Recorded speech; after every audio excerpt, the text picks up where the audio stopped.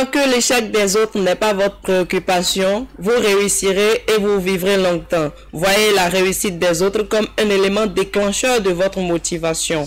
Amis internautes de Prime News TV, c'est ainsi que nous vous disons bonjour et vous souhaitons les bienvenus à la une des journaux. Le grand jury pour commencer. Occupation anarchique des artères routières et espaces à Abomey-Calavi. Le préfet Jean-Claude Kodia sensibilise les acteurs impliqués. Réaction du député BR au lendemain de la sortie de Patrice Talon. Je ne vais jamais retirer ma proposition de loi sur la révision de la Constitution, déclare Hassan Seibou. Le potentiel titre. Système partisan au Bénin. UPR Mbedi et son PRD s'en iront avec la bague d'alliance. Et puis TOFA 2024, les sacrifices propitiatoires du Sa-A-Clan fait à Ouida ce week-end. Défi info à présent.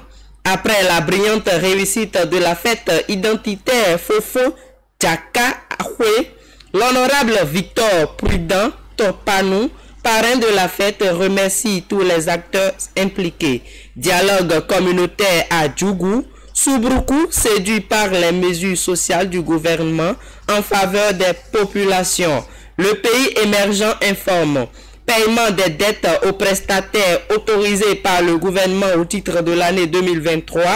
Les DPAF et les trésoriers ministériels défient le ministre Romuald Wadani.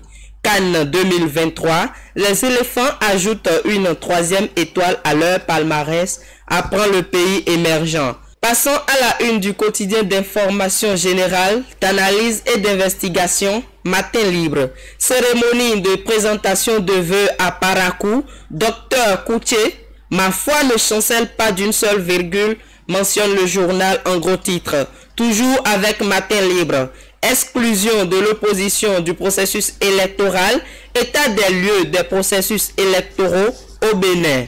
Terminons cette messe d'information avec le matinal. Proposition de loi portant révision de la Constitution.